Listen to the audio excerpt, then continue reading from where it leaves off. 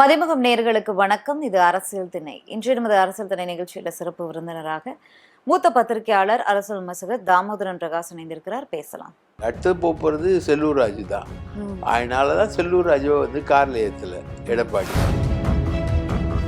அதிமுகவோட ஹிஸ்டரியில யாரு போனாலும் அவங்க கவலைப்பட மாட்டாங்க. அம்மா தான் எடப்பாடி, எடப்பாடி தான் அம்மா.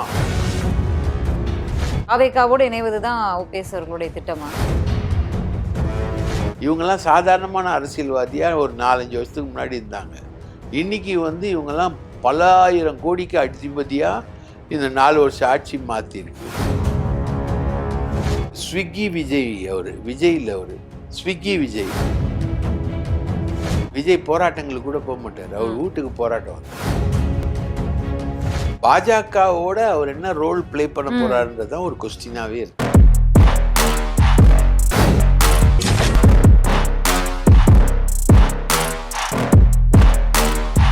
டயா பூஸ்டர் சுகரை கண்ட்ரோல் பண்ணும், உங்க ஆரோக்கியத்தை மீட்டு தரும். சர்க்கரையை கட்டுப்படுத்துறதுக்கான எளிமையான வழிமுறை, இயற்கையான வழிமுறை. அனைத்து மருந்து கடைகளிலும் கிடைக்கும். சில முகங்கள் மறைந்த முன்னாள் முதலமைச்சர் ஜெயலலிதா அம்மா இருந்தப்போ ஆக்டிவா இருந்த முகங்கள்லாம் இன்னைக்கு அதிமுகவில் இருக்காங்களா, அரசியல் வாழ்க்கையிலே இருக்காங்களா, எங்க போனாங்க அப்படின்னு கேட்குது.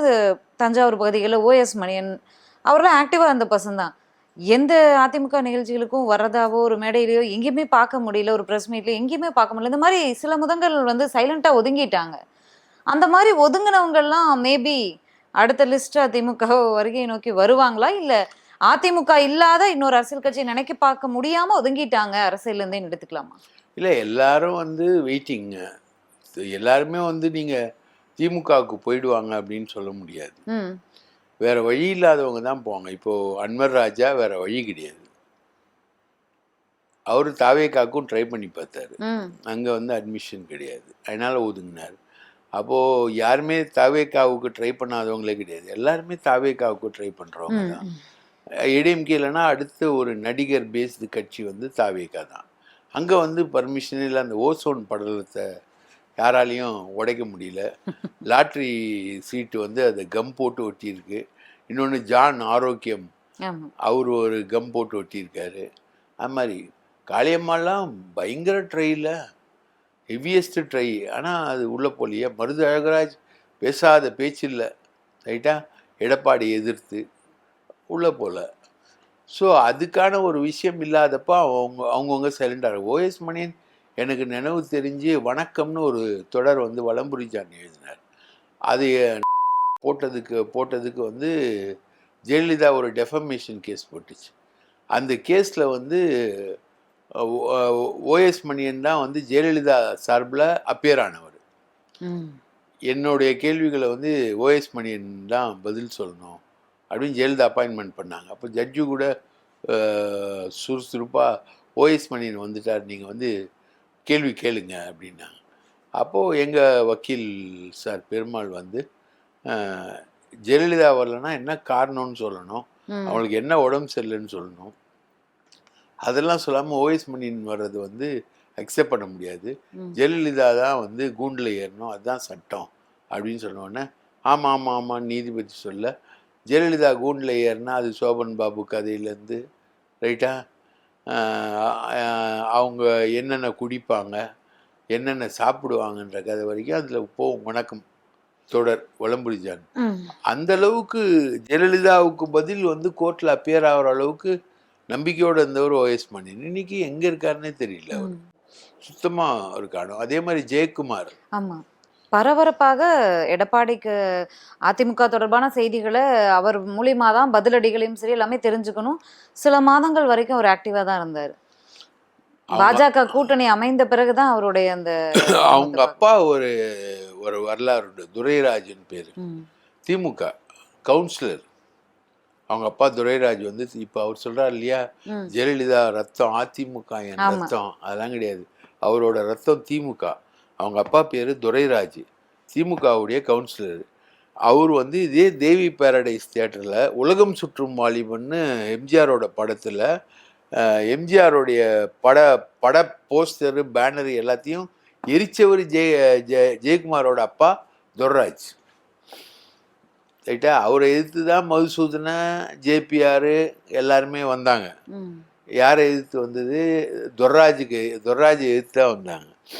ஆச்சா, துர்ராஜுடைய பையன் தான் ஜெயக்குமார். அவர் D Jayakumar, D for DMK, DMK Jayakumar. அவருக்கு வந்து துரைராஜுக்கும் டி தானே சார் வருது? ஏன் சார்? துரைராஜுக்கு டி தான். அதன் அடிப்படையில தான் அவர் வச்சிருப்பாரு. அது அடிப்படையில் அந்த துரைராஜ் டிஎம்கே துரைராஜ். சரி, ஓகே. கவுன்சிலரு, ரவுடி, பெரிய ரவுடி, பாக்ஸர். ஜெயக்குமாரும் பாக்ஸர், இன்னைக்கு வரைக்கும் பாக்ஸர் தான். அவருக்கு வந்து பிஜேபி ஓட்டு வந்து பெரிய அடி. பிஜேபி ஓட்டு வந்து ஒரு 30,000 ஓட்டு வந்து வரலாற்றிலே நான் தோத்தது முஸ்லிம்ஸ் ஓட்டு அந்த ஏரியாவில். ஷாஹின்பாத்ன்னு சொல்லிட்டு சிஐஏ ப்ரொட்டஸ்ட்டுக்கு அகென்ஸ்டா ப்ரொட்டஸ்ட் டெல்லியில் நடக்கும்போது அதே ஷாஹின்பாத் வந்து ப்ரொட்டஸ்ட் நடந்த இடம் வந்து ஜெயக்குமாருடைய தொகுதி. ரைட்டா? அதனால இனி பிஜேபி அலையன்ஸ் வச்சுட்டு அவர் ராயபுரத்தில் நின்னார்னா தேரவே மாட்டார். ஏற்கனவே தேரல. அப்போதான் நாங்கள் எழுதணும் நக்கீரனில் ஜெயக்குமார் இந்த முறை தோப்பார்னு எழுதணும். எல்லாரும் பெட்டு கட்டினாங்க, எப்படி நீங்கள் எழுதுவீங்கன்னா கண்டிப்பாக இன்னைக்கு அவர் தோக்குறாரு அப்படின்னு எழுது. அந்த ஜெயக்குமார் இப்போ டிஎம்கேவோட பேரம் பேசினார். என் மகனுக்கு எம்பி சீட் கொடுங்க, என் மகனுக்கு இளைஞர் அணியில் ஒரு பதவி கொடுங்க, எனக்கு கட்சியில் ஒரு பதவி கொடுங்க அப்படின்னு பேரம் பேசினார். அதிமுக ரத்தம் அப்படின்னு சொன்னாரே சார். அதிமுகவிலேருந்து இன்னைக்கு போக மாட்டேன். திமுகவுக்கு திமுக படி இல்ல அதிமுக ரத்தம், திமுக வாசலை தொட மாட்டேன்னு ஸ்டாலின் அவர்களுக்கே தெரியும் என்ன பத்தி அப்படின்னு ஜெயக்குமார் அவர்கள். ஆமா, அவங்க அப்பாவை பத்தியே தெரியுமே, அவரை பத்தி ஏன் தெரியாது? அவங்க அப்பா டிஎம்கேங்க, ஆன்டி எம்ஜிஆர். இல்ல, இவருடைய அரசியல் வாழ்க்கை முழுக்க அதிமுக தான். ஏங்க எப்படிங்க அப்பா வந்து திமுகவா இருக்கும்போது இருந்துட்டு போகணும் சார். ஒரே ஃபேமிலியில டிஎம்கே இருக்கு, அதிமுக இருக்கு, பாஜக இருக்கு, தாவேகாவும் இருக்கு. பார்த்துட்டு தானே இருக்காங்க. அது ஒரே ஃபேமிலியில இருக்கும் சார், பொலிட்டிக்கலா சர்வைவலா இருக்கு. ஆனா இவர் ஆரம்ப ட்ராக் என்ன எடுத்திருப்பாரு? ஆரம்ப ட்ராக் வந்து இவர் முழுக்க முழுக்க டிஎம்கேல இருந்து தான் எடுத்திருக்காரு. இவரோட அரசியல் ஆரம்பமே திமுக தான், அதிமுகலாம் கிடையாது, திமுக தான். திமுகல தான் வர்றாரு அவர். அவருடைய ஆரம்ப ட்ராக்கு திமுக தான். அவங்க அப்பாவோட தான் அவர் அரசியலுக்கு வர்றாரு. ஸோ இவர் அதிமுக ரத்தமே கிடையாது, திமுக ரத்தம். இவர் முழுக்க பேசுறாரு. ரைட்டா? இவங்க பையன் இப்போ இவரு ஏடிஎம்கே, இவங்க பையன் ஏடிஎம்கே இல்லை. அப்போ இவங்க அப்பா டிஎம்கேனா இவர் டிஎம்கேவா இருக்க மாட்டாரா? இருப்பார்ல. அவங்க விருப்பு சார்ந்தது சார். விருப்பு மேடம், விருப்பு இல்லை மேடம். அதுக்கான பொலிட்டிக்கல் பிகினிங் வந்து உங்களுக்கு ஆனா ஊனா கற்றுக் கொடுக்கறது யாரு? அரசியல்ல அப்பா தானே. அப்பாவை பார்த்தானே வளர்ந்துருப்பீங்க.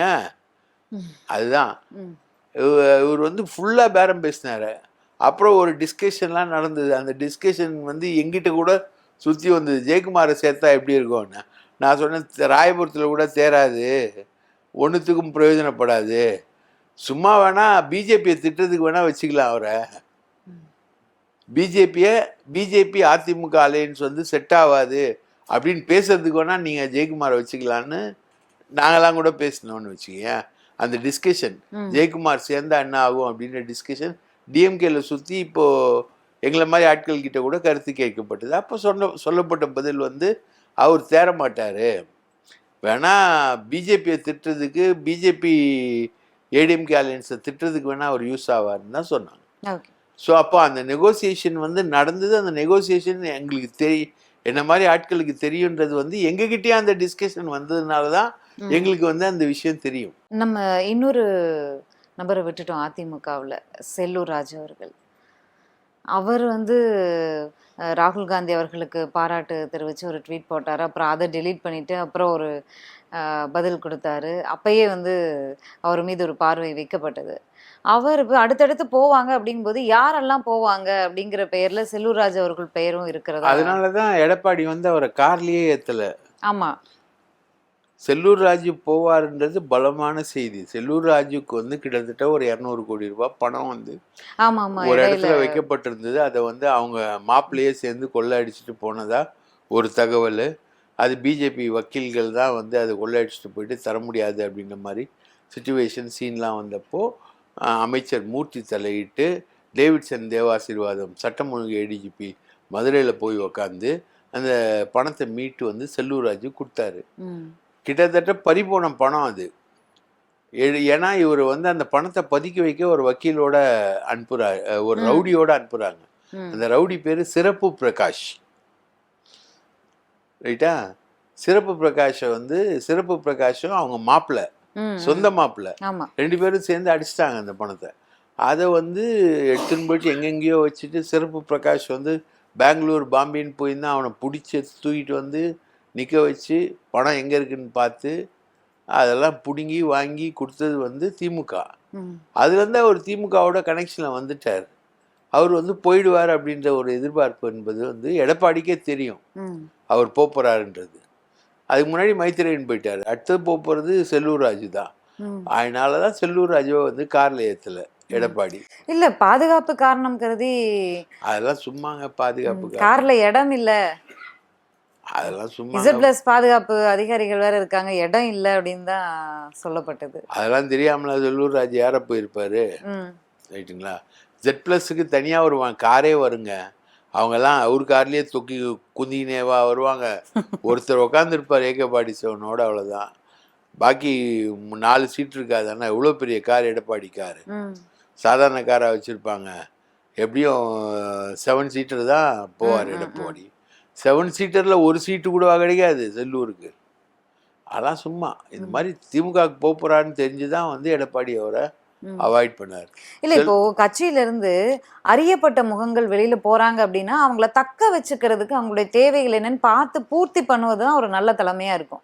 போறவங்க எல்லாம் போறியா நான் உன்னை வந்து அவாய்ட் பண்ணுவேன் அப்படிங்கிறது வந்து இவங்கெல்லாம் போயிடுவாங்க அப்படின்னு ஒரு லிஸ்டே தெரிஞ்சா கூட போறவன்லாம் போகட்டும் அப்படின்னு இருக்கிறது ஏற்கனவே வந்து கட்சி பிளவுபட்டு இருக்கிற நிலையில. அதிமுகவுடைய ஹிஸ்டரியை நீங்க தெரியாம சொல்றீங்க. அதிமுகவுடைய ஹிஸ்டரியில யாரு போனாலும் அவங்க கவலைப்பட மாட்டாங்க.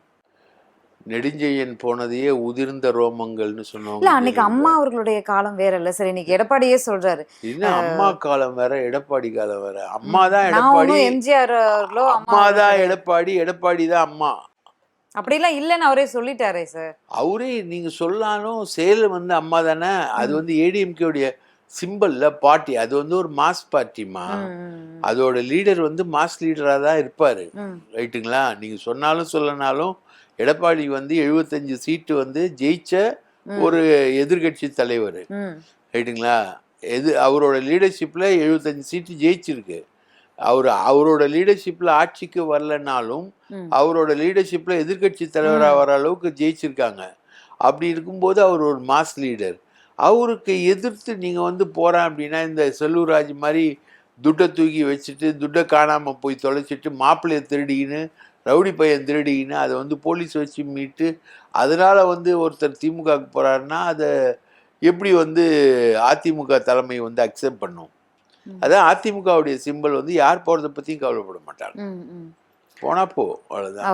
போகும்போது கட்சியை விட்டு நீக்கிடுவாங்க. ஓகே, ஓபிஎஸ் அவர்களை பத்தி முன்னாடி பேசியிருந்தீங்க.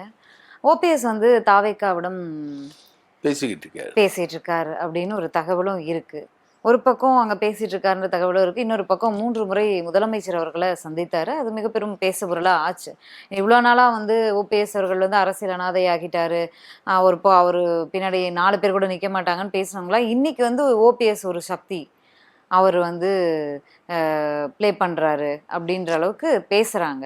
அவருடைய திட்டம் என்னவா தான் இருக்குது? தாவேக்காவோடு இணைவது தான் ஓபிஎஸ் அவர்களுடைய திட்டமா?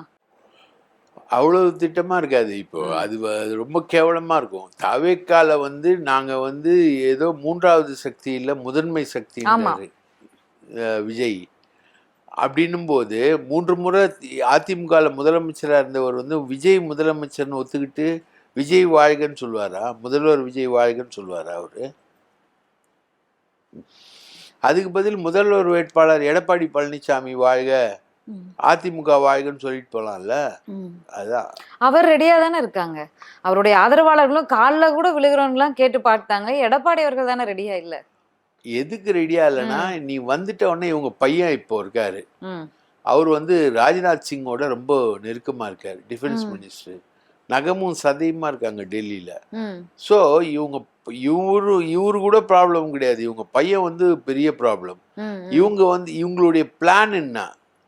இப்போ காசா கிராண்ட்லயும் பாஷ்யம் பில்டர்லயும் பல்லாயிரம் கோடி ரூபாய் முதலீடு போட்டிருக்காங்க. அவங்களுக்கு வந்து ஸ்டேட் கவர்மெண்ட்டோட ஹெல்ப் தேவை. பாஷ்யத்துக்கும் சரி காசா கிராண்டுக்கும் சரி பில்டிங் கட்டி விற்கிறதுல ஸ்டேட் கவர்மெண்ட்டோட ஹெல்ப் தேவை. அப்போ ஓபிஎஸோட ரோல் வந்து அந்த இடத்துல என்னவா இருக்கும், அவரோட இன்வெஸ்ட்மெண்ட்டு அங்கே இருக்குது, அதில் என்னவா இருக்கும், ஸ்டேட் கவர்மெண்ட்டுக்கு ஃபேவரான ரோல் ப்ளே பண்ணுவோம். இந்த மாதிரி நிறைய பிரச்சனைகள் சிக்கல்கள் இருக்குது. நிறைய பணம் இருக்குது ஓபிஎஸ் கிட்ட. அந்த பணத்தை எப்படி செலவு பண்ணுவார், யார் யாருக்கு செலவு பண்ணுவார், எங்கே செலவு பண்ணுவார், யாருக்கு சாதகமாக போவார் பாதகமாக போவார்னு நிறைய கணக்கு கால்குலேஷன்ஸ்லாம் இருக்குது. இவங்கெல்லாம் சாதாரணமான அரசியல்வாதியாக ஒரு 4-5 வருஷத்துக்கு முன்னாடி இருந்தாங்க. இன்றைக்கி வந்து இவங்கெல்லாம் பல ஆயிரம் கோடிக்கு அதிபதியாக இந்த 4 வருஷம் ஆட்சி மாற்றிருக்கு. அப்போ பணம் என்ன பண்ணுவாங்க, பணத்துக்கு என்ன ரோல் இருக்குது இவங்களுக்கு, பணத்தை எப்படி போற்றி பாதுகாப்பாங்க, பணத்துக்காக தங்களுடைய பணத்தை பாதுகாக்கிறதுக்கு என்ன பண்ணுவாங்க, பிஜேபியோட என்ன பண்ணுவாங்க.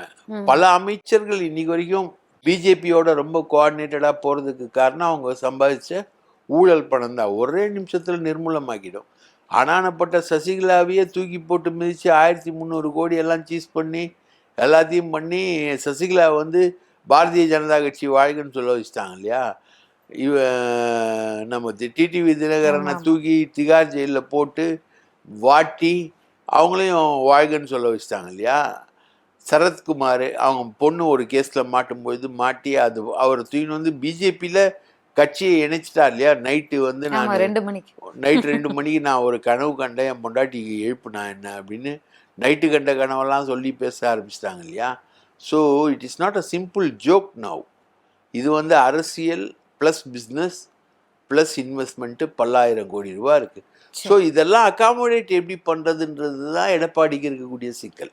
ஓகே, இப்போ இவ்வளோ விஷயங்கள் பேசும்போது தேமுதிக ஒரு பக்கம், பாமக ஒரு பக்கம், எல்லாத்துலேயுமே என்ன சொல்கிறது சிதறல்கள். தேமுதிகவை தவிர பாமகலையும் சரி இன்னும் சில கட்சிகளில் பல சிதறல்கள் இருக்குது, குழப்பங்களாக இருக்குது. இந்த குழப்ப சூழலில் தான் இப்போ தாவேகா முதல் முறையாக 2026 தேர்தலை சந்திக்கிறாங்க. 2வது மாநாடுக்கும் ரெடி ஆயிட்டாங்க. மாநாட்டில் என்னென்ன திட்டங்கள் வச்சுருக்காங்க சார்? மாநாட்டில் ஒன்று திட்டங்கள்ன்றது தெரியல மேடம், அது ரொம்ப ரகசியமாக தான் வச்சுருக்காங்க. அவர் நடந்து போகிறதுக்கான ஒரு பெரிய பாதையை அமைக்கிறாங்க.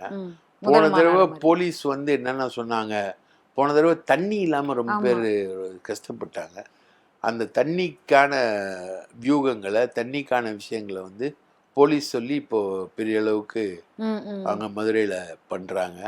மாநாடை வந்து முன்கூட்டியே வைக்க சொன்னாங்க. அவங்களுக்கு ஒன்றும் பிரச்சனை இல்லை. மாநாட்டை 25ஆம் மாநாடு 21ஆம் தேதி வைக்கிறாங்க. 21ஆம் தேதி நாங்கள் வைக்கிறோம், எங்களுக்கு ஒன்றும் பிரச்சனை இல்லைன்னு சொல்லிட்டு அதுக்காக போயிருக்காங்க. மாநாட்டில் என்ன வரும்னு தெரியல. முதல்ல வந்து அவங்க மாவட்ட செயலாளர்களையே பல பேர் போடாமல் இருக்காங்க. பல மாவட்டங்களில் மாவட்ட செயலாளர்கள் கிடையாது. அதுக்கப்புறம் பூத் லெவல் கமிட்டி பிஎல்சி அது கிடையாது. அதெல்லாம் வந்து அவங்க ஸ்ட்ரெங்தன் பண்ணிவிட்டு ஒரு பெரிய நாங்கள் வந்து ஒரு பெரிய ஸ்ட்ரெங்க்த்து அப்படின்ற மாதிரி கொண்டு வராங்க. அவங்கள வந்து எப்படியாவது வந்து பிஜேபி ஏடிஎம்கே அலையன்ஸ்குள்ளே வந்து விஜயை வந்து கொண்டு வந்து எப்படியாவது பண்ணிடணும் அப்படின்னு சொல்லிட்டு ஒரு முயற்சி வந்து பெரிய அளவில் பிஜேபியிலே இருக்குது. அவங்க வந்து கொள்கை எதிரியாகவும் அரசியல் எதிரி 2 பேரையும் நாங்கள் டிஃபீட் பண்ணுவோம் அப்படின்னு கூட்டணி வைக்க மாட்டோம் அப்படின்ற மாதிரி அவங்க சொல்லிக்கிட்டு இருக்காங்க. ஆனால் அதனால இப்போ வந்து அடுத்து கூட்டணி யாரு, பெரிய கேப் வந்து கட்சியில் ஒருத்தனையும் சேர்க்கறது இல்லை, கட்சியில் பெரிய ஆட்கள் யார் வந்தாலும் சேர்க்கறது இல்லை. அதே சமயத்தில் அடுத்தது கூட்டணி, விஜய் முதல்வர்னு ஏற்றுக்கிட்டு கூட்டணின்னு வரக்கூடியவங்கள எப்படி சேர்த்துப்பாங்க, எப்படி இவங்க அகாமடேட் பண்ணுவாங்க, அதெல்லாம் இருக்குது. ஓபிஎஸ் வந்து விஜய் முதல்வர்னு சேர்த்து கேட்டு வருவாரா? 3 முறை முதலமைச்சராக இருந்தவர் வந்து விஜய் முதலமைச்சராக ஏற்றுக்கிட்டு அவர் வருவாரா அப்படின்றது ஒரு கேள்வி இருக்குது. இது மாதிரி பல கேள்விகள் இருக்குது. அந்த கேள்விகளுக்கெல்லாம் அவர் பதில் சொல்வாரா, இல்லை அவர் ஸ்விக்கி விஜய், அவர் விஜய் இல்லை, அவர் ஸ்விக்கி விஜய். ஸ்விக்கினா இப்போது நீங்கள் ஸ்விக்கியில் எதுக்கு ஆர்டர் பண்ணுவீங்க? நம்ம போக வேணாம், 10 நிமிஷத்தில் வந்துடும். அதே மாதிரி தான் விஜய் போராட்டங்களுக்கு கூட போக மாட்டார், அவர் வீட்டுக்கு போராட்டம் வந்துடும். துப்புரவு தொழிலாளர் போராட்டம் வந்து ஆறுதல் கொடுப்பாரு, அவர் வந்து அவர் வீட்டுக்கு வந்துடும். அது மாதிரி ஸ்விக்கி அரசியல்வாதி தான் விஜய். அந்த மாதிரி ஸ்விக்கி அரசியல்வாதியாவே அவர் இருப்பாரா? அவர் எப்படி அடுத்த கட்டங்களுக்கு கொண்டு போவார்? இல்ல இந்த ஆப் லான்ச்சிங்ல புதுசா ஒரு ஆப் லான்ச் பண்ணாங்க உறுப்பினர் சேர்க்கைக்கு. அன்னைக்கே சொன்னாரே கல அரசியலுக்கு வந்துட்டோம், மக்களை சந்திக்க போறேன், ஒரு 2வது மாநாடுல நம்ம சந்திக்க போறோம், இனிமே மக்களோட மக்களா நிக்க போறேன் அப்படின்னு சொன்னாரு. ஆனா எதுலையுமே அதுக்கப்புறம் அந்த ஆப்பே வந்து உங்களுக்கு வந்து பிஜேபி காரல் ஆப் தான் நம்ம மில்டன் அதை வந்து வெளிப்படுத்தி இருந்தாரு. பேரலை மில்டன் அவர் வந்து அதை வெளிப்படுத்தி இருந்தார். பிஜேபி அதுக்கு நீங்கள் அப்ளை பண்ணோன்னா பிஜேபிக்காரன் தான் வந்து அதை இது பண்ணாங்க. அப்போது மில்டன் அதை வந்து ஓப்பனாக வெளிப்படுத்தின அப்புறம் அந்த ஆப்பில் இருந்த அந்த பிஜேபி கம்பெனி பேர் எடுத்துட்டாங்க. ஆனால் ஓடிபி வந்து பிஜேபி கம்பெனிக்காரன் பேரில் தான் வந்து ஓடிபி வருதுன்னு சொல்லிட்டு சொன்னாங்க. ஸோ பாஜகவோட அவர் என்ன ரோல் பிளே பண்ண போறாருன்றதான் ஒரு கொஸ்டினாவே இருக்கு. பாஜக எப்படி ஆப்ரேட் பண்ண போகுது? பாஜக நேரடி கூட்டணி அதிமுக, மறைமுக கூட்டணி விஜய், மறைமுக கூட்டணி சீமான்.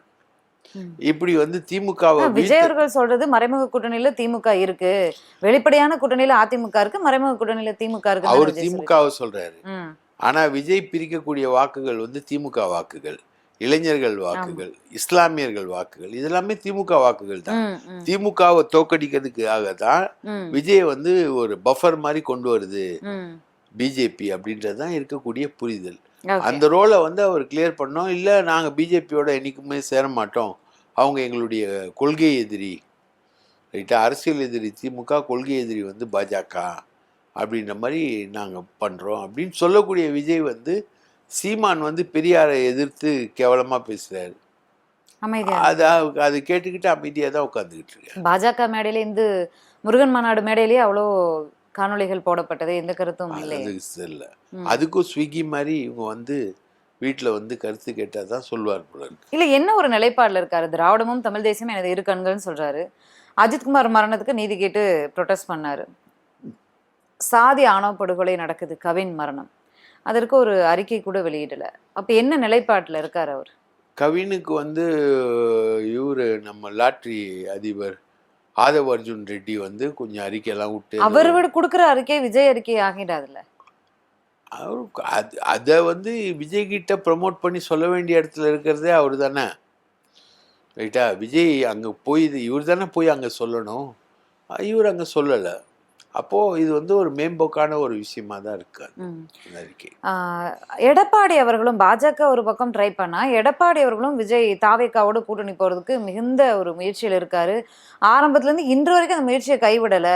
ஆனா தாவேக்கா தரப்புல இருந்து இந்த பேச்சுவார்த்தையெல்லாம் நடந்தப்ப கேட்டது என்னன்னா, படார்னு துணை முதலமைச்சர் பதவி, இல்ல பாதி முதலமைச்சர் பதவி, இல்லைன்னா 112 தொகுதிகளும் கேட்கப்பட்டிருக்கு. இதை கேட்டு ஷாக்ல தான் எடப்பாடி அவர்கள் அமைதியா இருக்காரு அப்படின்னு ஒரு. ஆமா, விஜய் அதிகமான தொகுதிகளில் கேட்டிருக்காரு. இது வரைக்கும் அன்டெஸ்டட் அன்ப்ரூவன் விஜய் அப்படின்னு தான் வந்து அவருக்கு இருக்கக்கூடிய டைட்டில். ஆனால் அவருடைய ஸ்ட்ரென்த்துன்னு மெஷர் பண்ணும்போது நகர்ப்புற வாக்காளர்கள் மத்தியில் எல்லாரையும் சேர்த்தோன்னா சில தொகுதிகளில் 15% வாக்குகளுக்கு வர்றாரு அவர். கிராமப்புறங்களில் ஒரு 6%, 7% அவ்வளோதான் வர்றாரு. ரெண்டுத்தையும் சேர்த்திங்கன்னா மொத்தம் ஒரு 7% வரும். தமிழ்நாடு பாலிட்டிக்ஸில் ஃபுல்லாக எடுத்திங்கன்னா 6லேருந்து 7% வாக்குகள் வந்து விஜய்க்கு வரும் அப்படின்ட்டு கணிக்கப்படுது. விஜய் வந்து 20% வரும்னு கணிச்சிருக்காங்களே சார். சில கருத்து கணிப்புகள் 15லேருந்து 20% வாக்குகளை பெறுவார் விஜய் அப்படின்னு கணிச்சிருக்காங்க. அதான் நகர்ப்புறங்களில். கிராமப்புறங்களில் குறையும். 112 வந்து அவர் கேட்பார். பாதி ஆட்சி, பாதி நாள் நான் சீஃப் மினிஸ்டர், பாதி நாள் வந்து எதிர்க்க யார் கூட்டணிக்கு வராங்களோ அவங்க சீஃப் மினிஸ்டர் அப்படின்ற மாதிரி போவார். ஸோ விஜய் வந்து இப்போ விஜய் வருவாரா இல்லையான்றது வந்து அதிமுகவினருக்கே ஒரு சந்தேகம். விஜய் வருவார் அப்படின்னா அதிமுக வந்து மறுபடியும் புத்துணர்ச்சி பெற்றுரும், மறுபடியும் ஒரு மறுமலர்ச்சியை பெற்றுரும், மறுபடியும் நின்றுடும். விஜய் வருவாரா இல்லையான்றது தான் ஒரு மிகப்பெரிய கேள்விக்குறி அதிமுகவை பொறுத்த வரைக்கும். பொறுத்திருந்து பார்க்கலாம் என்ன நடக்குது அப்படின்னு. மாநாடு முடிஞ்ச பிறகு மீண்டும் பேசலாம். நன்றி, வணக்கம். வாய்ப்பளித்ததற்கு மிக்க நன்றி. இன்றைய நமது அரசியல் தனி நிகழ்ச்சியில சிறப்பு விருந்தினரோடு பல்வேறு கேள்விகளை பகிர்ந்திருந்தோம். மீண்டும் சந்திக்கலாம். நன்றி, வணக்கம்.